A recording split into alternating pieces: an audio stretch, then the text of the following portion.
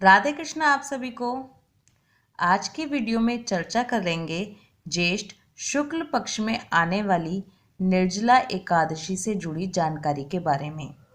निर्जला एकादशी का व्रत कब करें, इसकी पूजा विधि क्या है, पारण समय क्या है, इसमें क्या दान करना चाहिए, सभी जानकारी आपको मिलेंगी इसी एक वीडियो में, इसलिए वीडियो में एंड तक बने रहिए।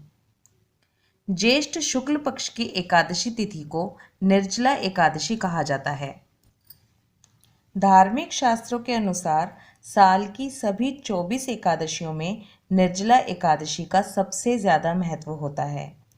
इस एकादशी व्रत में पानी पीना वर्जित माना जाता है, इसीलिए इसे निर्जला एकादशी कहा गया है।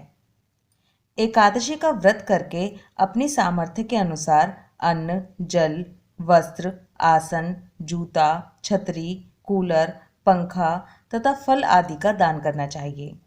इस दिन विधि पूर्वक जल कलश का दान करने वालों को वर्ष भर की एकादशियों का फल प्राप्त होता है। इस व्रत को भीमसेन एकादशी या पांडव एकादशी के नाम से भी जाना जाता है।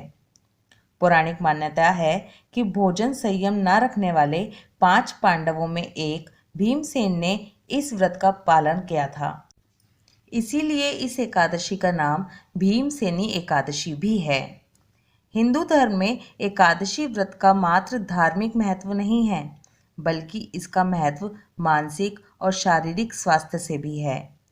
एकादशी का व्रत भगवान विष्णु की आराधना को समर्पित होता है। यह व्रत मन को संयम सिखाता है और शरीर को नई ऊर्जा प्रदान करता है।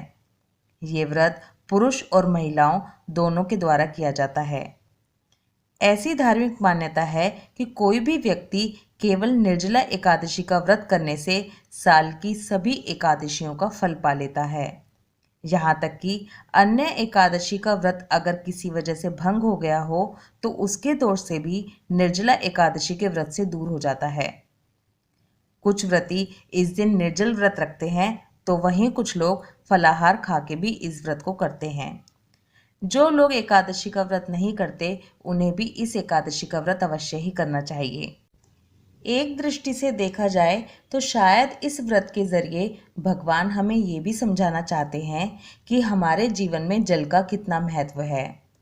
ज्येष्ठ की इस भीषण गर्मी में सूर्य उदय से लेकर अगले दिन सूर्य उदय होने तक बिना जल के रहकर हमें जल की अहमियत का पता चलता है।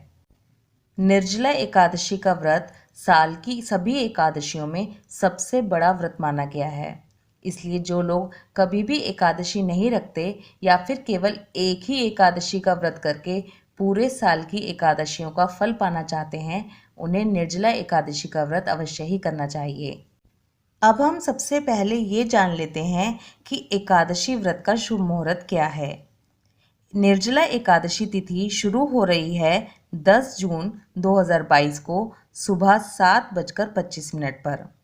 एकादशी तिथि समाप्त हो रही है 11 जून 2022 को सुबह 5:45 पर। अब की बार की एकादशी में बहुत बड़ा कन्फ्यूज़न ये है कि कुछ लोग 10 जून की एकादशी का व्रत रखेंगे तो कुछ लोग 11 जून को निर्जला एकादशी मनाएंगे। सबसे पहले मैं आपको ये बता दूं कि बांके बिहारी जी मंदिर वृंदावन, खाटू श्याम जी सीकर, इन जगहों पर 10 जून को निर्जला एकादशी मनाई जाएगी। वहीं दूसरी तरफ राधा रमन मंदिर और इस्कॉन टेम्पल में 11 जून को निर्जला एकादशी व्रत के नियमों का पालन किया जाएगा। जैसा कि हम जानते हैं कि उदया तिथि मान्य होती है, लेकिन हमने ये भी सुना कि बांके बिहारी जी मंदिर में और खाटू श्याम जी में 10 जून को एकादशी मनाई जाएगी। इसलिए आप एकादशी का व्रत किस दिन करेंगे ये पूरी तरह से आपके ऊपर निर्भर है। किसी भी दिन एकादशी करना गलत नहीं है, क्योंकि अगर ऐसा होता तो मंदिरों में एकादशी अलग अलग दिनों पर क्यों मनाई जाती। लेकिन मैं आपकी जानकारी के लिए ये बता दूं कि 11 जून को जो एकादशी है वो त्रिस्पर्शा महायोग में आ रही है, और हमने पहले भी सुना है कि जब एकादशी त्रिस्पर्शा योग में आ रही हो तो वैष्णवों को शुद्ध एकादशी छोड़कर त्रिस्पर्शा योग में एकादशी का व्रत करना चाहिए। अगर आप किसी भी तरह के कन्फ्यूज़न से बचना चाहते हैं तो दोनों दिन का व्रत भी रख सकते हैं। जो लोग दोनों दिन का व्रत रखेंगे वो 10 जून को फलाहार खाकर व्रत करेंगे और 11 जून को निर्जल व्रत करेंगे। इसके अलावा आप चाहें तो 10 जून का भी व्रत कर सकते हैं और आप चाहें तो 11 जून का भी व्रत कर सकते हैं। त्रिस्पर्शा महाद्वादशी या त्रिस्पर्शा एकादशी क्या होती है और इसका क्या महत्व होता है, इसकी एक वीडियो ऑलरेडी हमारे चैनल पर है। अगर आपने अभी तक वो वीडियो नहीं देखी है तो एक बार ज़रूर देखिए और उसके बाद आप ये डिसाइड कीजिए कि आपको व्रत किस दिन करना है। चलिए अब पूजा विधि की बात कर लेते हैं। एकादशी तिथि के नियम दशमी तिथि से ही शुरू हो जाते हैं, इसलिए दशमी तिथि को एक समय भोजन करेंगे। सूरज छिपने से पहले खाना खा लेंगे। अगर उसके बाद भी आपको भूख लगे तो आप फल या दूध ले सकते हैं। ब्रह्मचर्य व्रत का पालन करते हुए ज़मीन पर सोएंगे। एकादशी वाले दिन सुबह जल्दी उठकर स्नान करेंगे। अगर आप किसी नदी पर जाकर स्नान कर सकें तो ये बहुत ही अच्छा है, और अगर ऐसा ना कर सकें तो अपने पानी में गंगा जल और थोड़े से तिल मिलाकर स्नान करें। नहाने के बाद साफ और हल्के रंग के कपड़े पहनें। पूरे घर में गंगा जल के छींटे लगाएं और इसके बाद अपनी पूजा की तैयारी करें। पूजा की तैयारी के लिए आपके घर में जो भी सेवित श्री विग्रह हैं या फिर अगर आपके पास भगवान की तस्वीर है तो उसको पंचामृत से स्नान कराकर सुंदर श्रृंगार करेंगे। भगवान को चंदन लगाकर और पीले वस्त्र पहनाकर इत्र लगाकर उनका श्रृंगार करेंगे। इसके बाद हाथ में तिल, जल और द्रव्य लेकर अपने व्रत का संकल्प लेंगे। इसके बाद भगवान को फल, फूल, धूप, दीप, नैवेद्य अर्पण करेंगे। भगवान को भोग में मखाने की खीर का भोग लगाएंगे। जो मौसमी फल होते हैं उसका भोग भगवान को अर्पण करेंगे। ठंडा शरबत भगवान को भोग लगाएंगे। भगवान को भोग में तुलसाजी ज़रूर अर्पित करें, लेकिन याद रखें कि एकादशी पर तुलसाजी तोड़ी नहीं जाती, इसलिए पहले से ही तुलसाजी तोड़कर रख लें। एक खास बात ज़रूर ध्यान रखें कि निर्जला एकादशी के दिन भगवान को आम का भोग ज़रूर लगाएं।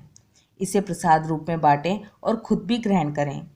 अगर आप निर्जला व्रत रख रहे हैं तो इस आम को आप अगले दिन पारण के समय खाएंगे, और अगर आप फलाहार खाकर व्रत रख रहे हैं तो इसे शाम को व्रत खोलते समय खाएंगे। निर्जला एकादशी के दिन आम का फल खाने से हमें बगुले की योनि से मुक्ति मिलती है। इसके बाद निर्जला एकादशी की व्रत कथा सुनें, एकादशी माता की आरती करें, विष्णु सहस्त्र नाम का पाठ करें। ओम नमो भगवते वासुदेवाय नमः इस मंत्र का जाप करें। इस मंत्र का जाप पूरा दिन अपने मन मन में करते रहें। सूर्य भगवान को जल अर्पित करें और तुलसा माता की पूजा करें। एकादशी के दिन तुलसा जी में जल नहीं दिया जाता, लेकिन उनकी पूजा की जाती है। जो लोग निर्जल व्रत करेंगे उन्हें शाम के समय कुछ भी नहीं लेना, और जो लोग फलाहार का व्रत करेंगे वो शाम के समय फलाहार कर सकते हैं। आप केवल लिक्विड लेकर भी अपना निर्जला व्रत कर सकते हैं अगर आपके अंदर सामर्थ्य नहीं है तो, लेकिन कोशिश करें कि कम से कम निर्जला एकादशी के दिन नमक का त्याग करें।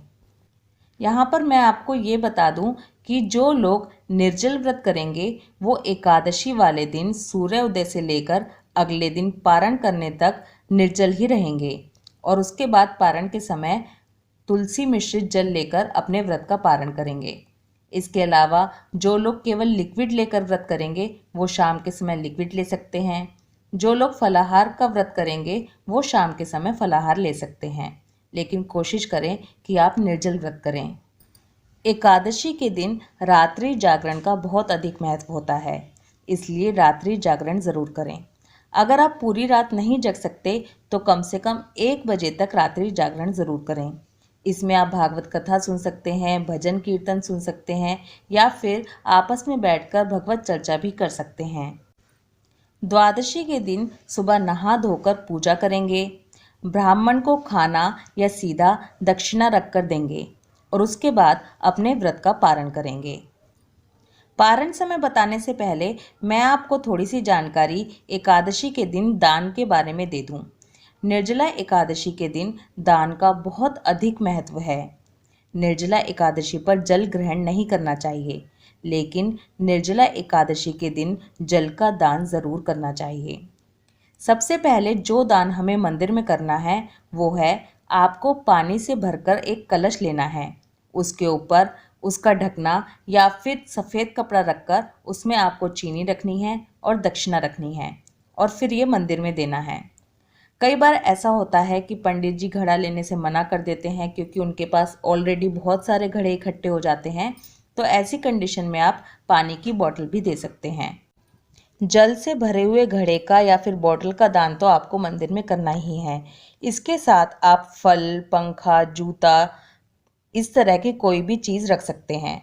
इसके अलावा आप प्याऊ लगवा सकते हैं या फिर जल का भंडारा भी कर सकते हैं। इसके अलावा आप बहन बेटी को भी दान दे सकते हैं। निर्जला एकादशी के दिन दान का बहुत अधिक महत्व है, इसलिए दान ज़रूर करें। चलिए अब आपको पारण समय बताती हूँ। जो लोग 10 जून को निर्जला एकादशी का व्रत करेंगे वो अपने व्रत का पारण 11 जून को दोपहर 1:44 से लेकर दोपहर 4:32 के बीच में करेंगे। और जो लोग 11 जून का निर्जला एकादशी व्रत करेंगे वो अपने व्रत का पारण 12 जून को सुबह 5:23 से लेकर सुबह 8:10 के बीच में करेंगे। इसी अवधि के बीच में आपको अपने व्रत का पारण करना है। इसी के साथ ये भी बता दूं कि जो लोग दोनों दिन का व्रत करेंगे वो लोग अपने व्रत का पारण 12 जून को ही करेंगे। ऐसा नहीं है कि आपने 10 जून को व्रत रखा तो 11 जून को पारण करेंगे और फिर 12 को दोबारा। ऐसा नहीं होगा। 10 जून और 11 जून दोनों का व्रत करने के बाद आपको 12 जून को ही अपना पारण करना है। इसी के साथ कुछ बातों का विशेष ध्यान रखें। एकादशी व्रत के दिन कभी भी सर नहीं धोना चाहिए। एकादशी के दिन तुलसी नहीं तोड़नी चाहिए। एकादशी के दिन कभी भी ज़्यादा साफ सफाई, झाड़ू पोछा ना करें। ऐसे जीवों के मरने की शंका रहती है। कभी भी एकादशी के दिन मिथ्या भाषण ना करें, झूठ ना बोलें, गुस्सा ना करें, घर में क्लेश की स्थिति ना पैदा होने दें। जितना हो सके उतना शांत रहें। आई होप आज की वीडियो में दी गई इन्फॉर्मेशन आपके लिए हेल्पफुल होगी। वीडियो पसंद आए तो वीडियो को लाइक कर दीजिए। इस वीडियो से रिलेटेड कोई भी क्वेश्चन या सजेशन अगर आपके पास हो तो कमेंट ज़रूर कीजिए। ये जानकारी सभी लोगों तक पहुँचे इसलिए वीडियो को जितना हो सके उतना शेयर कीजिए। राधे कृष्णा।